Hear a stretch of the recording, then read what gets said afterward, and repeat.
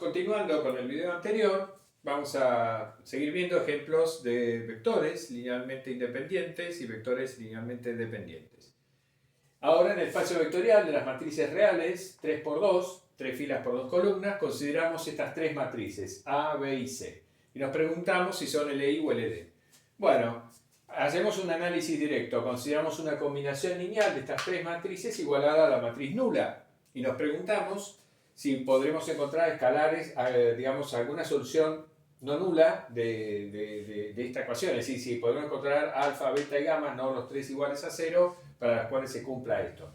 Bueno, esta ecuación matricial equivale a 6 ecuaciones escalares, porque son matrices 3 por 2. Fíjense, alfa por A más beta por B más gamma por C igual a 0. Entonces, si vamos desarrollando por la primera columna, ¿no? Tenemos alfa más 2 beta menos gamma igual a 0.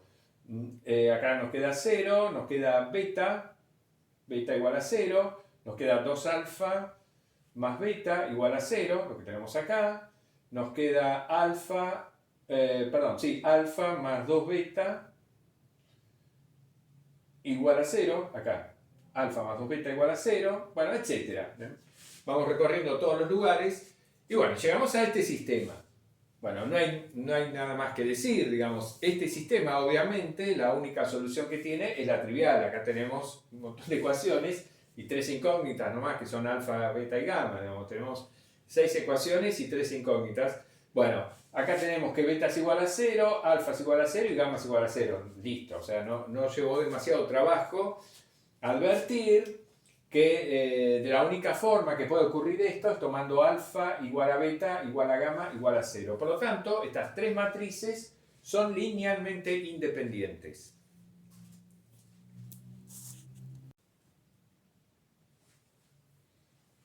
Bueno, este tercer ejemplo ya difiere un poco de los anteriores. Nos situamos en un espacio vectorial de características diferentes de los anteriores. En nuestro espacio vectorial son todas las funciones continuas definidas en el intervalo cerrado menos pi pi. Y en este espacio vectorial vamos a considerar estas tres funciones, la función f, g y h, definidas de esta manera. F es la función coseno, g es t cuadrado por el coseno y h es el seno. Esas tres funciones son funciones efectivamente continuas, definidas en toda la recta real, en particular en este intervalo, así que están en el espacio vectorial que estamos considerando, ningún problema. Nos preguntamos si el conjunto formado por estas tres funciones es LI. Bueno, y como hicimos en los ejemplos anteriores, encaramos un análisis directo. Planteamos una combinación lineal de las tres funciones igualada al vector nulo de nuestro espacio vectorial. Bien, ¿cuál es el vector nulo de nuestro espacio vectorial? Nuestro espacio vectorial son las funciones continuas en el intervalo menos pi y pi. El vector nulo, entonces, en este espacio vectorial, es la función constantemente igual a 0, definida en este intervalo. Por lo tanto, si esta es una igualdad entre dos funciones, estoy diciendo que esta función es igual a la función nula. Eso significa que cuando evalúo esta función en cualquier t, entre menos pi y pi, eso me tiene que dar 0, porque esta función evaluada en cualquier t me da el número real 0. Por lo tanto, esta ecuación implica que esta función evaluada en t es igual a 0. Ahora, este es el número real 0, ¿no? Lo estamos poniendo acá para resaltar el hecho. Digamos, esta es la función nula.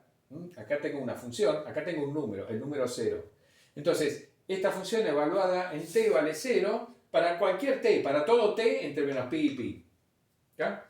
Bien, por definición de suma de funciones y producto de escalares de escalares por funciones, esta función evaluada en t es igual a alfa por f de t más beta por g de t más gamma por h de t. Entonces, alfa por f de t más beta por g de t más más gamma por h de t me tiene que dar 0 para todo t entre menos pi y pi. Bueno, reemplazamos f de t es coseno de t, g de t es t cuadrado coseno de t y h de t es seno de t. De modo tal de que si se cumple esta ecuación funcional, digamos, entonces, todo esto tiene que ser igual a 0 para todo t, para todo valor de t entre menos pi y pi. Entonces, de ahí sacamos como conclusión que obligatoriamente alfa, beta y gamma tienen que ser 0. ¿Por qué? Porque si esto es igual a 0, para todo t entre menos pi pi, en particular, si a t le doy el valor 0, si tomo t igual a 0, ¿qué me va a quedar? Bueno, coseno de 0 vale 1, entonces me queda alfa. El coseno de 0 vale 1 nuevamente, pero como estoy multiplicando por t al cuadrado, si t vale 0, este término desaparece. Y este término también, porque el seno de 0 vale 0. Entonces, si se cumple esto para todo t entre menos pi pi, cuando tomo t igual a 0, lo que me queda es que alfa es igual a 0. Del mismo modo, de la misma manera, si tomo t igual a pi sobre 2, ¿no?, que está dentro de ese intervalo, ¿qué va a pasar? Bueno, el coseno de pi sobre 2 es igual a 0, entonces este término y este desaparecen. El seno de pi sobre 2 es 1. ¿Y qué me queda? Entonces me queda, por lo tanto, que gamma es igual a 0, ¿no? De este lado solamente me queda gamma. Y finalmente, si tomo t igual a pi, ¿qué va a pasar? Bueno, el coseno de pi es menos 1, me queda menos alfa. Acá me quedaría menos beta por pi al cuadrado. Y esto es 0, desaparece. Entonces me queda menos alfa, menos beta por pi al cuadrado igual a 0, o lo que es lo mismo, alfa más beta por pi al cuadrado igual a 0. Multiplico por menos 1 y me queda eso. Bueno, naturalmente que entonces este sistema de ecuaciones lo que me dice es que alfa es igual a beta igual a gamma igual a 0, ¿no? Bueno, alfa y gamma son 0, ya lo tenemos acá, y beta va a ser igual a menos alfa sobre pi cuadrado, por lo tanto beta también tiene que valer 0. Conclusión, entonces, la conclusión es que, o la respuesta mejor dicho, es que sí. Estas tres funciones son linealmente independientes en ese espacio vectorial.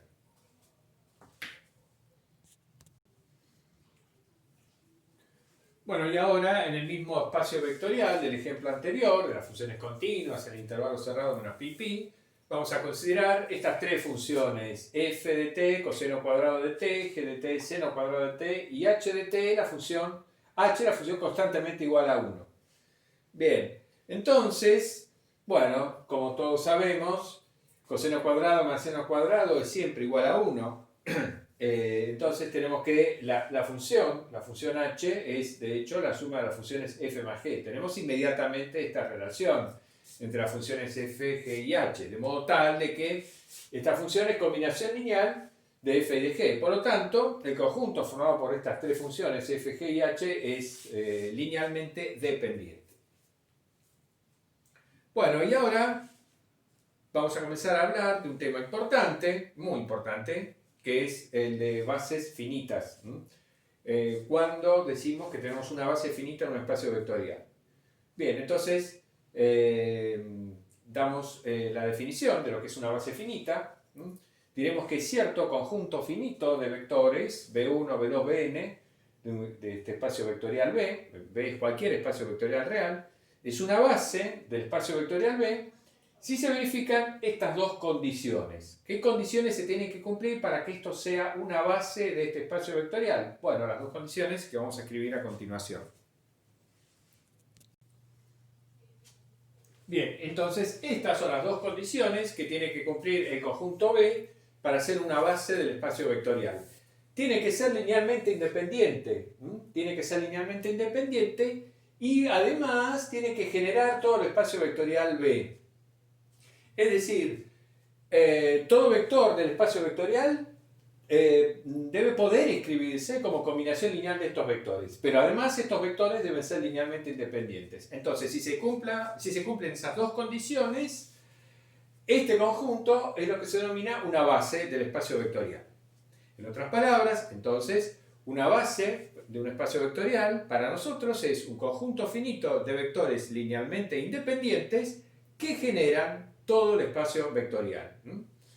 Bien, naturalmente que, nuestra definición se limita a bases finitas. Entonces, desde el vamos, un requisito previo indispensable para que un espacio vectorial pueda tener una base es que ese espacio vectorial tiene que ser finitamente generado. Porque de hecho, ya esta definición me está indicando que si un espacio vectorial B tiene una cierta base finita, entonces naturalmente que este espacio vectorial está finitamente generado, porque está generado por los vectores de esa base, ¿no? Naturalmente.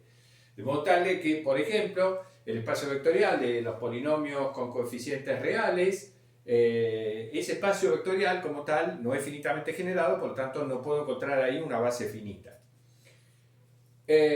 Bueno, como ejemplos de bases, bueno, el primer ejemplo, el más familiar para todo el mundo, en el espacio vectorial Rn de las n-uplas de números reales, la base C, formada por los versores canónicos E1, 2, n, etc., que ya conocemos, bueno, es una base de espacio vectorial, y se denomina precisamente la base canónica de este espacio vectorial.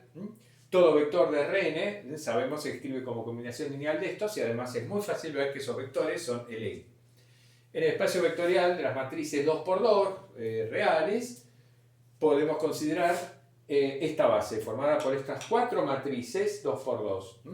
El 1 va recorriendo los 4 lugares de la matriz, ¿no es cierto? El resto son todos 0. Bueno, estas 4 matrices generan a este espacio vectorial, porque toda matriz 2×2 se escribe como combinación lineal de estas 4 matrices, naturalmente. A11 por esta, más A21 por esta, más A12 por esta, más A22 por esta. Y estas matrices además son linealmente independientes, como resulta obvio. Por lo tanto forman una base. De hecho se llama la base canónica de este espacio de matrices 2×2. En realidad, digamos, esto que estamos haciendo en este espacio vectorial de matrices 2×2, lo podemos hacer, digamos, podemos construir una base análoga en el espacio vectorial general de las matrices reales M por N. Construimos un total de M por N matrices en donde voy poniendo el 1 en cada lugar, digamos, de los M por N lugares, y en el resto voy poniendo todos ceros. Voy recorriendo todos los lugares con el 1 y en el resto pongo todos ceros. Y entonces ahí formo M por N matrices. Ese conjunto de M por N matrices va a ser linealmente independiente y va a generar todo el espacio vectorial. Por lo tanto, esa sería la base canónica, digamos, del espacio R M por N.